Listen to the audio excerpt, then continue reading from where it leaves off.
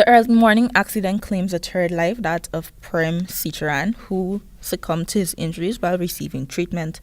Sitaran was the driver of the motorcar that collided with the bus that Sarah Wilson and her husband Raul Mackenzie were in. Wilson died on January 8, the morning of the collision, at around 5:23 hours, while her husband died a few hours later. Wilson was in the front passenger seat of the minibus that her husband, Raul Mackenzie, had been operating. The motorcar driven by Sitaran was speeding along the eastern carriageway of the Ruimveldt Public Road and attempted to make a turn, but in the process slammed into a pile of sand and collided with a bridge. Sitaran's car then toppled and collided with the front center of the minibus. The drivers of both vehicles received injuries along with other passengers. Wilson was picked up by emergency medical technicians in an unconscious condition and taken to the Georgetown Public Hospital, where she was pronounced dead.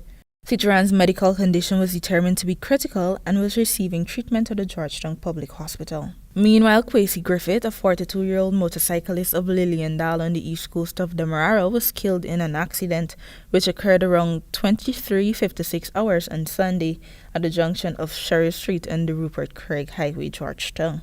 The accident involved a motorcar driven by a 25-year-old of Canvas City, Wismar Linden, and a blue motorcycle owned and driven by Griffith. The car driven by the 25-year-old was proceeding in the southern carriageway on the Rupert Craig Highway at a fast rate with a green traffic light in his direction, while Griffith was proceeding in the northern carriageway with a red traffic light signal in his direction. Griffith breached the traffic light and turned into Sheriff Street, colliding with the motorcar. He was flung into the air and received multiple injuries. Dr. Kilman from the Georgetown Public Hospital pronounced the driver dead at the scene. A breathalyzer test was administered on the driver of the motorcar, but no trace of alcohol was found. A notice of intended prosecution was prepared and served to the driver. For AGP Nightly News, I am Dacia Richards.